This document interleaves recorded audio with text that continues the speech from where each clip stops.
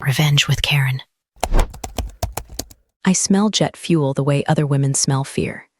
It's a distinct scent, part kerosene, part burnt rubber, and part the realization that you're sitting on top of highly flammable liquid inside a pressurized aluminum tube, moving at 500 miles per hour. God, I love it. But today I hate it. Today, I'm not in the left seat. I'm not Captain Rachel Monroe, woman who can land a Boeing 777 in a crosswind that would make a Jesuit priest start speaking in tongues. Today, I'm just Rachel in seat 4A, dead-heading back to Dallas in plain clothes, because my rotation schedule is a disaster that looks like it was drawn by a toddler with a caffeine addiction. I'm wearing a denim jacket that's seen more turbulence than a Kardashian marriage and jeans that are holding on for dear life. My uniform, stripes, the hat, the authority, is hanging in a garment bag in the forward closet, totally invisible. And apparently, so am I. I walked onto the Gulfstream G650. This isn't your standard cattle-class Southwest flight where you fight for overhead bin space like it's the last chopper out of Saigon. This is corporate charter. The 1%. The people who think TSA pre-check is for peasants. Was assigned this seat by the company because they needed me in DFW by midnight to take a cargo hauler to Frankfurt. I just wanted to sit down, close my eyes, and pretend I didn't exist for 3 hours. That's when he walked in. Let's call him Miles. You know Miles. Miles is 22, wearing a suit that cost more than my first car, but fits him like he borrowed it from his dad. He's got that haircut that screams, intern at hedge fund and my personality is an Excel spreadsheet. He was loud. The kind of loud that pierces through noise-canceling headphones. He was on his phone, FaceTime, naturally, holding it out like he was filming a documentary about his own greatness. Yeah, bro, I'm telling you, the itinerary is set. I got the window. Executive row. Big leagues now, Miles barked into his phone. Even the pilot's gotta listen to me now, basically. I'm the liaison. I own the sky. I looked up from my iPad. My eyes felt like they had sand in them. I've been flying for 20 years. I've missed birthdays, anniversaries, and funerals to keep birds in the air safely. And this kid, who looks like he exfoliates with money, thinks he owns the sky. Hey, real quick, before my blood pressure spikes, and I blow a gasket narrating this disaster. If you're into stories about corporate clowns getting absolutely destroyed by the people they underestimate, do me a favor and hit subscribe button. Maybe drop a like. It keeps the coffee brewing and the rage focused. All right, back to the clown show. Miles ended his call and looked at me. He stopped. He frowned. It was the frown of a man who just found a raisin in his artisanal potato salad. He looked at his boarding pass, then at the empty seat next to me. Back at me? Excuse me, he said. No, he didn't say it. He sneered it. It was a vocal fry sneer. I think you're in the wrong section. I didn't move. I didn't blink. I just slowly lowered my iPad. Seat 4A, I said. My voice was raspy, the result of 12 hours of recycled cabin air and 3 cups of airport sludge masquerading as coffee. Yeah, but this is the executive row, Miles said, gesturing vaguely at the beige leather seats that cost more than a kidney transplant. The back is for support staff or whatever. He looked me up and down, saw the denim, saw the boots, saw the lack of a lanyard or a Gucci bag. In his mind, I was probably the cleaning lady who got lost, or maybe a mistress being shipped home economy style. I'm assigned here, I said, turning back to my screen. I wasn't going to play games. I just wanted to sleep. Look, lady, Miles scoffed, shifting his weight. He was blocking the aisle. Behind him, other passengers were starting to pile up, but Miles didn't care. My mentor, Mr. Lang, is sitting right there. He pointed to the seat across the aisle, 4B. We have business to discuss. Important business. You're going to be in the way. Maybe you should go find a stewardess and ask if there's a jump seat in the back near the toilet. You'd be more comfortable. My grip on the iPad tightened. Mr. Lang. Travis Lang. The name hit me like a bird strike on a windshield. I looked past Miles' cheap cologne aura, which smelled like desperation and Axe body spray, and saw him. Travis Lang, Senior VP of Fleet Operations. The man sat there, reading a Wall Street journal, ignoring the commotion. He looked exactly the same as the last time I saw him, 6 months ago. Slicked back silver hair, a suit that didn't wrinkle, and the cold, dead eyes of a shark that eats other sharks for fun. Travis didn't recognize me. Why would he? To him, pilots are just bus drivers with better hats. And without the hat, I was just background noise. A complication. Miles leaned in closer, invading my personal space. Did you hear me? Move to economy. This row is for executives. I felt that familiar burn in my chest. It wasn't just anger. It was the specific, high-octane rage of a professional who's being talked down to by an amateur. I looked at Miles, really looked at him. I saw the sweat on his upper lip. I saw the insecurity masking itself as dominance. "I'm not moving," I said softly. "What?" Miles laughed, a sharp, barking sound. "You want me to call the crew? Have you dragged off?" "Go ahead," I said, "call them." I waited. I watched. I was measuring him, calculating the distance between his ego and reality. Long drop. And I was about to be gravity. But not yet. Protocol, always protocol. Travis finally looked up. He glanced at Miles, then at me. His eyes slid over me like I was a piece of furniture. "Miles," Travis said. His voice was smooth like oil on water. "Don't make a scene. Just sit down. If she wants to play pretend executive for a few hours, let her. We have real work to do." Miles smirked. A nasty, victorious little twist of his lips. He shoved past my knees, deliberately knocking his heavy carry-on into my shin, and flopped into the seat next to me. "Fine," he muttered. "But don't expect me to make small talk, and don't ask for a selfie." I turned my head to the window. The tarmac was gray and wet. The engines were spooling up, that high-pitched whine that usually calms me down. But today, it sounded like a warning siren. They had no idea who was sitting in seat 4A, had no idea that I wasn't just a passenger. I was the ghost of their past mistakes, and I had a front-row seat to their funeral. To understand why I didn't just throat punch Miles right there in the cabin, you have to understand the hangar. You have to understand the grease. Flashback, 6 months ago. Houston, it was 3:00 a.m., the kind of darkness that feels heavy, like a wet wool blanket. I was in Hangar 4, standing under the belly of a Boeing 737-800. My hands were covered in black grime, and I was staring at a slat actuator assembly, the mechanism that controls the moving parts on the wing leading edge. I wasn't supposed to be there. Captains don't usually crawl around in wheel wells with flashlights. We sit in the air conditioning and drink coffee, right? Wrong.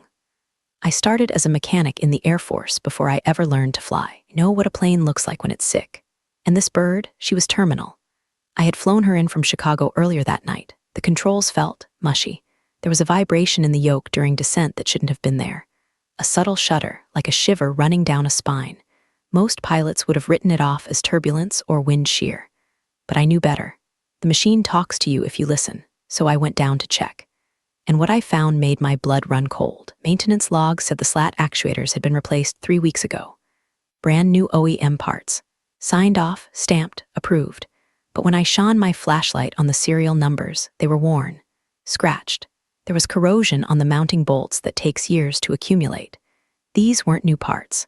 They were gray market salvage.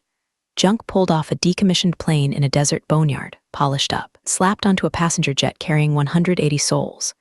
I took photos, dozens of them. I pulled the logs. I traced the signature. It went back to a third-party vendor that Travis Lang had personally approved, a vendor known for being cost-effective. That's corporate speak for cheap and dangerous. The next morning, I marched into the ops center. I didn't sleep.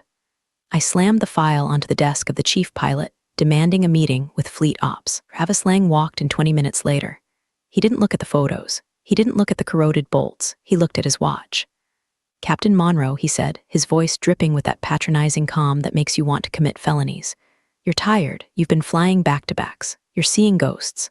"I'm seeing fraud, Travis," I snapped. "Those parts are illegal. If that actuator seizes on approach, we roll the plane. Everyone dies." Is a direct violation of FAA AD 2023-45 regarding counterfeit components. Travis sighed. He picked up my report, glanced at it, and then dropped it into the recycling bin. "It's a paperwork error, Rachel. A clerical mix-up.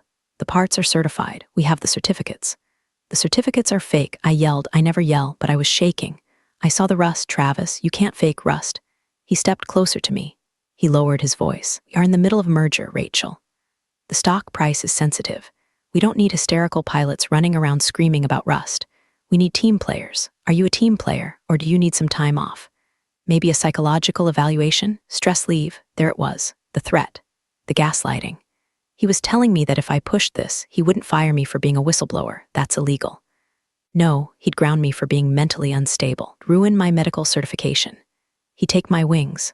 "I know what you're doing," I whispered. "Good," Travis said, smiling. "Then we understand each other. Go home, Rachel. Get some sleep. Focus on flying. Leave the business to the adults." I was reassigned the next day, moved from the premium international routes to domestic cargo runs. The punishment roster.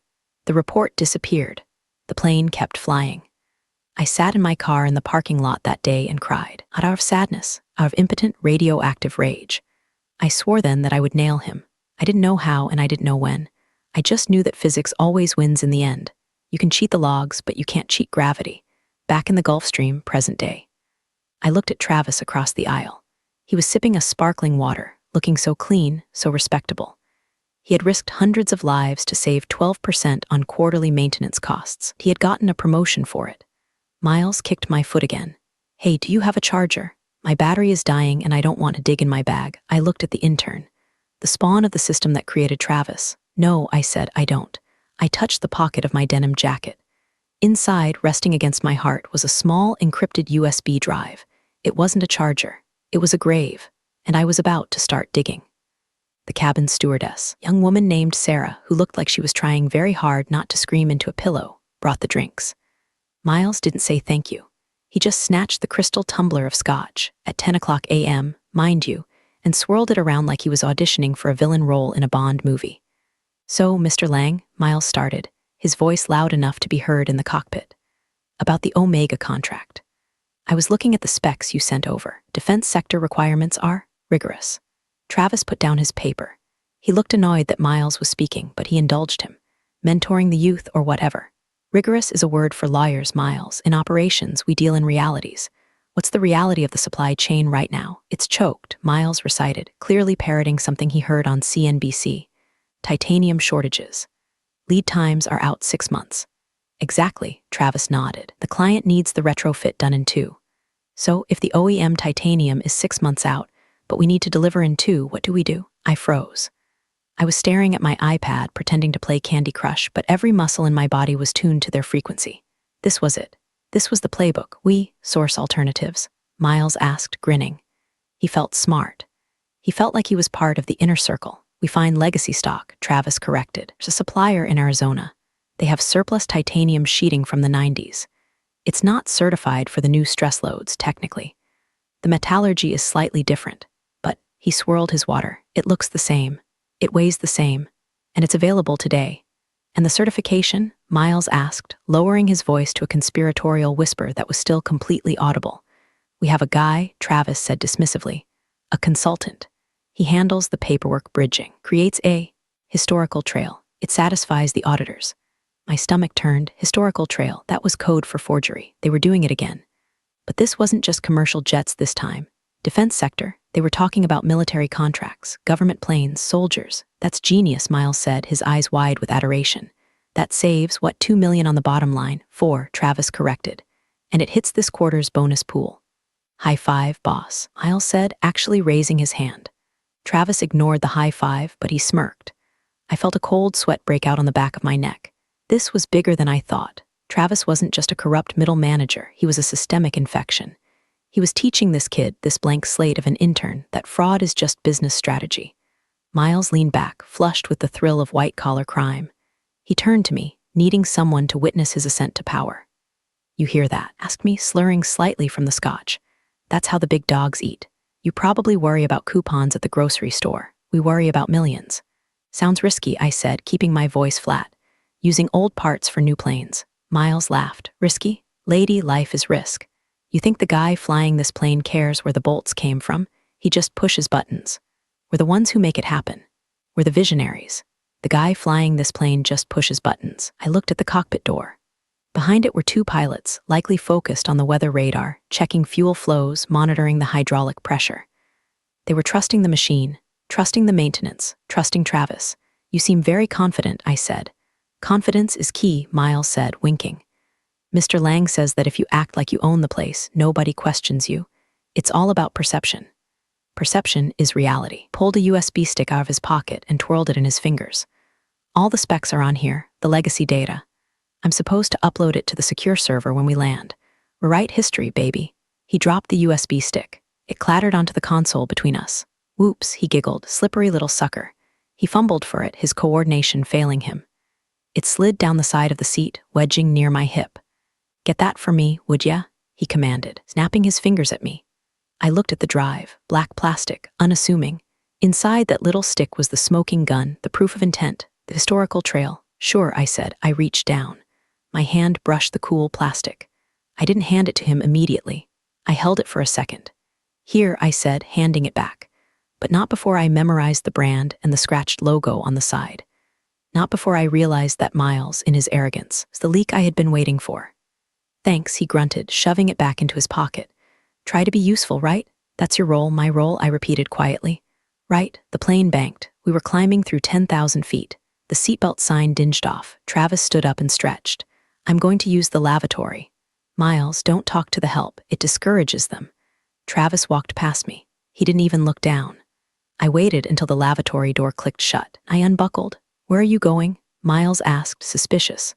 "Toilets occupied." "Just stretching," I said, leg cramps. I walked to the galley. Sarah, the flight attendant, was prepping coffee. She looked up, startled to see a passenger in the workspace. "Ma'am, can I get you something?" she asked, putting on her customer service mask. I leaned in close. I dropped the tired passenger act. My posture straightened. My eyes locked onto hers with a terrifying intensity. "My name is Captain Rachel Monroe," I said, my voice steel. "I need you to pass a message to the cockpit. Tell Captain Reynolds that the ghost is on board, and tell him to check his car's messages immediately." Sarah blinked. She looked confused, then scared, then recognition dawned. She had heard the rumors. Every crew member had. "Captain Monroe?" she whispered. "Do it," I said, "now. And don't let the man in 4B see you." Thing about Gulf Streams is that they handle turbulence differently than the Big Iron. In a 777, you plow through the bumps like a cruise ship hitting a wave. In a corporate jet, it's sports car suspension. You feel the road. We hit clear air turbulence over the Ozarks. The coffee in Sarah's pot jumped an inch. The cabin lurched. It wasn't dangerous, just a thermal chop, but to a civilian, it feels like the hand of God slapping the fuselage. Miles yelped, actually yelped. He grabbed the armrest so hard his knuckles turned white. His scotch splashed onto his cheap suit pants. "Whoa, what the hell is that?" he shouted, looking around wildly. "Are they driving this thing or what?" Travis returned from the lavatory, stumbling slightly as the floor tilted. He looked annoyed rather than scared. "It's just air, Miles. Calm down. You look pathetic." I sat perfectly still. My body moved with the plane, compensating instinctively. I knew exactly what was happening. A pressure differential front. We'd be out of it in 90 seconds. "It feels like we're falling." Miles whined. He hit the call button, ding, ding, ding, repeatedly. Sarah hurried out of the galley, balancing herself against the bulkhead. "Sir, please keep your seatbelt fastened. We are experiencing some chop." "Get me another drink," Miles demanded, "and tell the pilots to smooth it out. I'm paying a fortune for this chart. I expect a smooth ride." "Can't control the weather, sir," Sarah said, her voice tight. She glanced at me quickly, a microscopic nod. She had delivered the message. "Well, fly around it," Miles snapped. "What are we paying them for?" I watched Sarah's jaw tighten.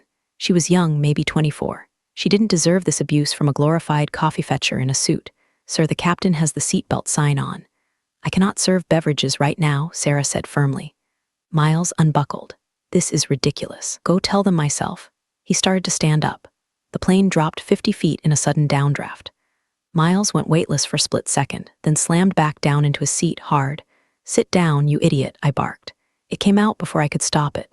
The command voice. The voice that cuts through engine noise and panic. Miles stared at me, shocked. "Excuse me?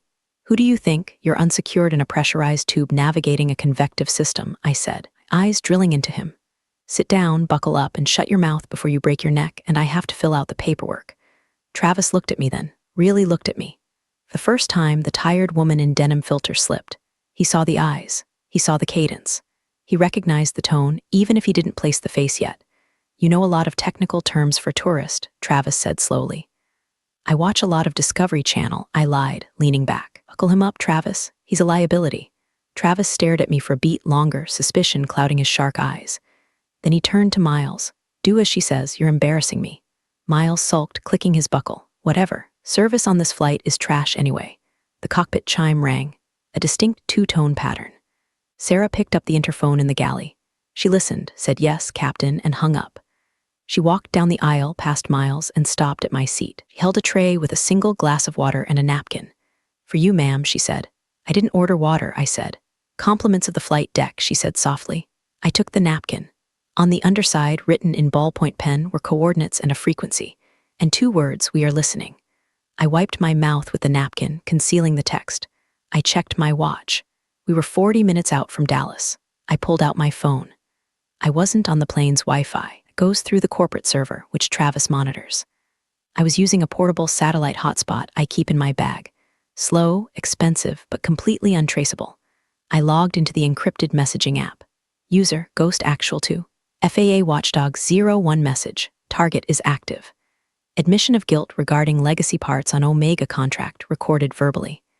Physical evidence on person, USB drive, right pocket, initiating Protocol 7 Alpha upon descent.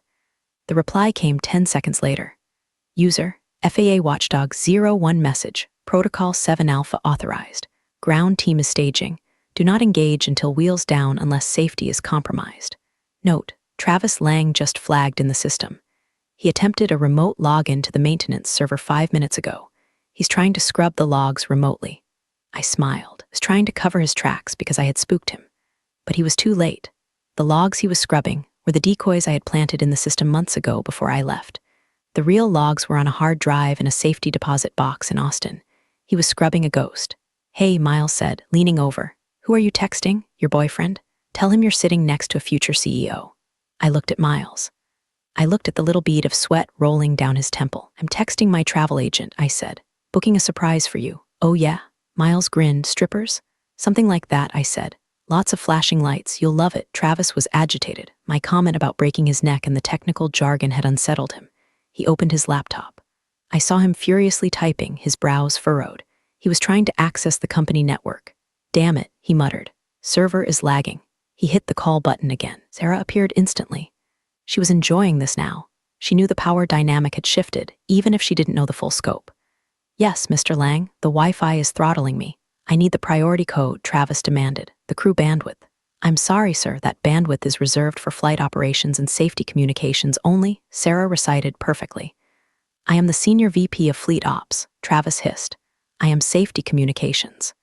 Give me the code. Cannot do that, sir. It's against federal regulations to share the crew network key with passengers.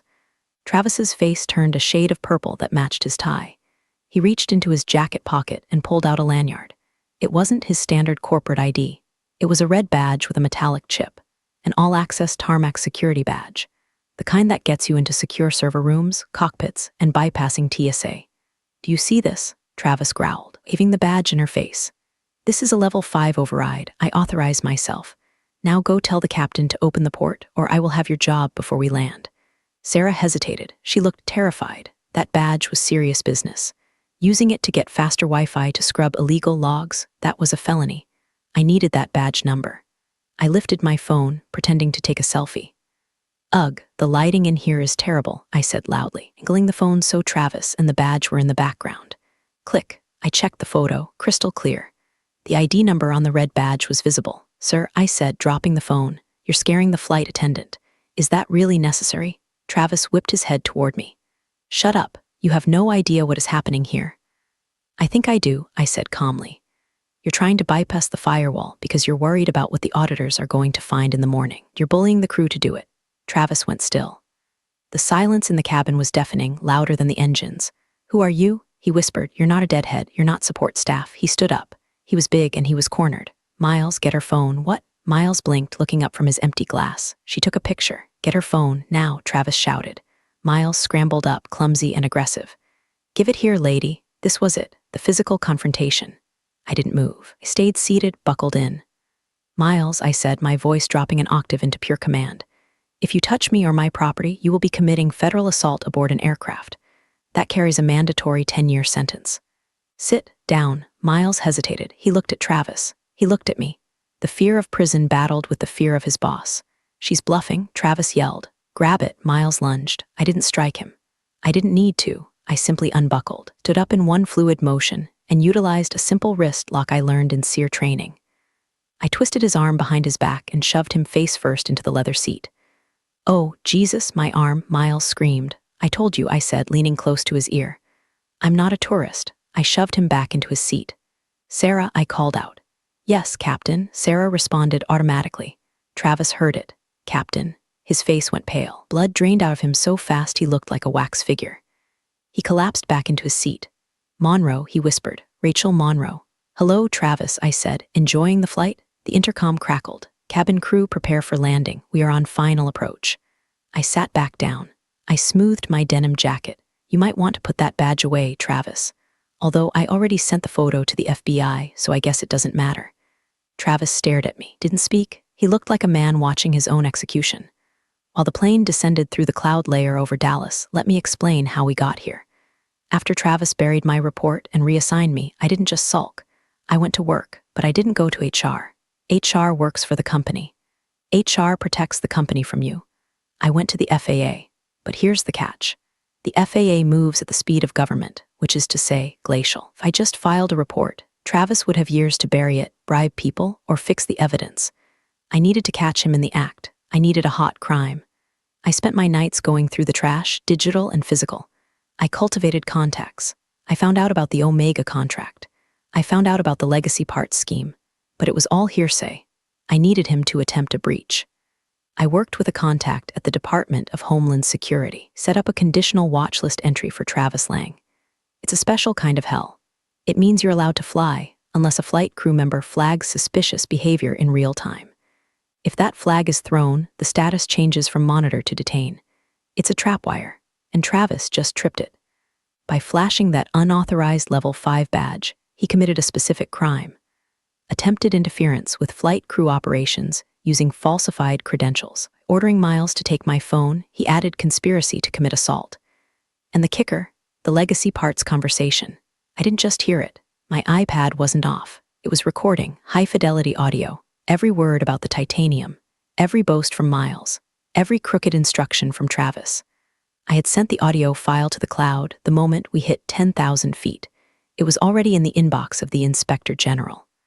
I looked at Travis, sweating profusely now. He knew who I was. He knew he had underestimated the tired woman in 4A. He thought he had crushed me 6 months ago.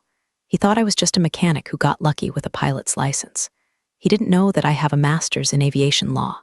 He didn't know that I spent my weekends reading the code of federal regulations for fun. You can't prove anything, Travis muttered, but his voice lacked conviction. It's your word against mine. I'm an executive. You're a disgruntled employee. I'm not an employee right now, Travis, I said calmly. I'm a witness, and I'm a federal flight deck officer. That got him. FFDO are pilots deputized by the government to carry weapons and make arrests to defend the cockpit. I wasn't carrying today, can't when you're deadheading in plain clothes without the kit, but the authority remains. And I added, pointing to the ceiling. There are cameras in this cabin.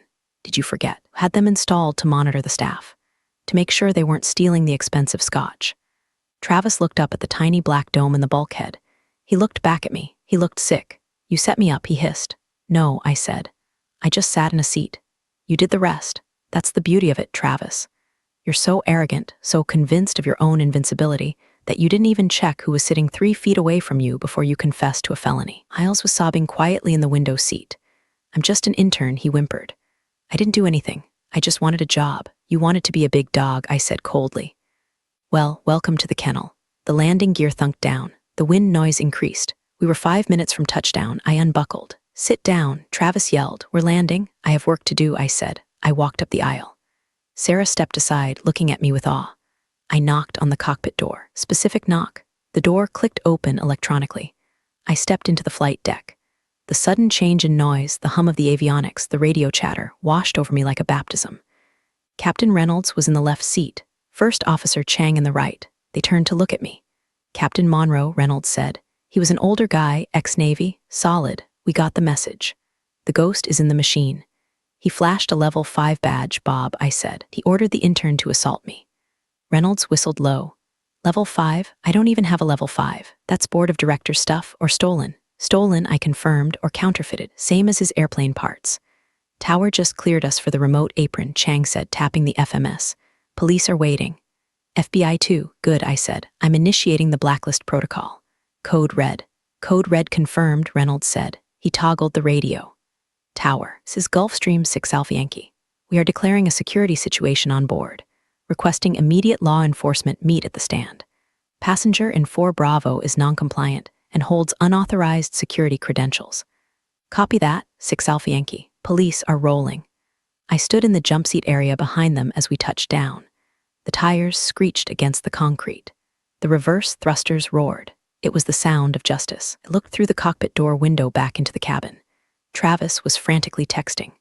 Miles was wiping his nose on his sleeve, They thought they were landing in Dallas. They were landing in a nightmare. Nice landing, Bob, I said as we slowed to taxi speed. Thanks, Rachel, he grinned. You want to do the honors? Oh, absolutely, I said. I reached for my bag in the closet. I pulled out my pilot's hat. I put it on. I pulled out my uniform jacket, one with the 4 gold stripes on the sleeves. I slipped it on over my denim shirt. It was a bit of a weird look, jeans and a captain's blazer, but it sent the message. We rolled to a stop. The engines spooled down. I saw the flashing lights of 3 squad cars and 2 black SUVs surrounding the jet. I opened the cockpit door and stepped back into the cabin. The cabin was silent as the engines whined down into nothingness. The air vents hissed. Travis and Miles were staring out the window at the armada of police cars. What is this? Travis demanded, standing up. Why are there police? He turned and saw me. He saw the hat. He saw the gold stripes, 4 of them, Captain. His mouth opened, but no sound came out. It was like his brain had finally stripped a gear. Captain, Miles squeaked. You're a pilot. I am the pilot, I corrected. I am the captain of the Boeing 777. You fly on your international vacations, Miles. I am the person responsible for your life when you're 35,000 feet over the Atlantic.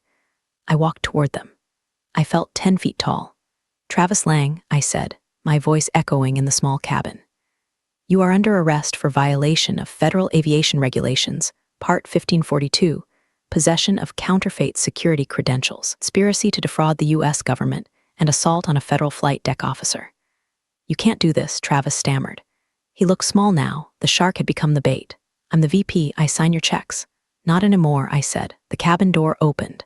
2 FBI agents in windbreakers and 3 airport police officers stormed in. Travis Lang, the lead agent, barked. Travis put his hands up. This is a misunderstanding. This woman is crazy. It's a disgruntled mechanic. She's a credible witness, Mr. Lang, the agent said, slapping cuffs on him.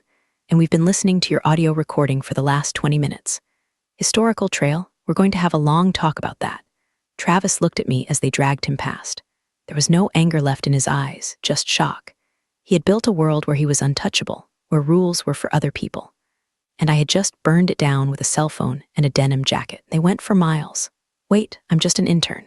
Miles screamed as the cop grabbed his arm, the same arm I had twisted. I didn't know, he told me to do it. You can tell it to the judge, kid, the cop said, and give me that USB drive. Miles reached into his pocket and handed it over, trembling. The smoking gun, you blocked me. Miles yelled at me as he was shoved toward the door. You blocked my career.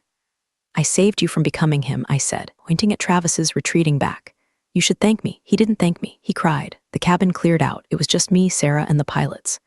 Sarah looked at me. That was the most baddest thing I have ever seen. I took off my hat. I felt the adrenaline crash starting to hit. My hands shook slightly. It was a good flight, I said, a bit bumpy. But we landed. I stood on the tarmac and watched the black SUVs drive away. The flashing lights faded into the Dallas smog. It was over. Travis Lang was done. The FBI raid on his office was probably happening right now. They'd find the fake logs, the emails, the bribes. He'd do time. Real time. Federal pound-me-in-the-ass prison, as they say in the movies. Miles was finished before he started. He'd never work in aviation.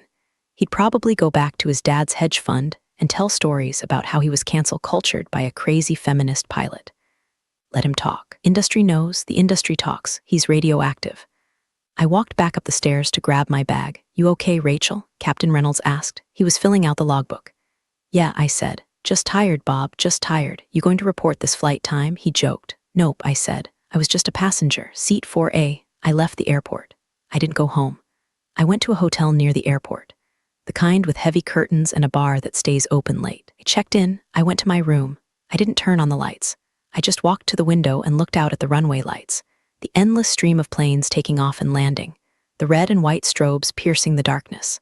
I poured a glass of whiskey from the minibar. It was cheap stuff, not the single malt Travis was drinking. It burned going down. It felt good. I opened my phone. The news was already breaking. Airline executive arrested in tarmac sting. Counterfeit parts ring busted. I scrolled down to the comments. User, SkyKing99. Finally, someone caught that guy. Heard rumors for years. User, Plain Jane. Who was the whistleblower hero? I put the phone down. I wasn't a hero. I was just a mechanic who knew that if you ignore the rust, the machine breaks. And I refused to let the machine break. I took another sip of whiskey. I thought about Miles and his fancy suit. I thought about Travis and his legacy parts. They thought the sky belonged to them because they bought the tickets. They forgot that the sky belongs to the people who keep the wings level. I raised my glass to the empty room. Clear skies, I whispered. I drank alone. The silence was perfect. No interns, no executives, just the hum of the air conditioner and the knowledge that tomorrow, when I put on my uniform, the planes would be safer. That was enough.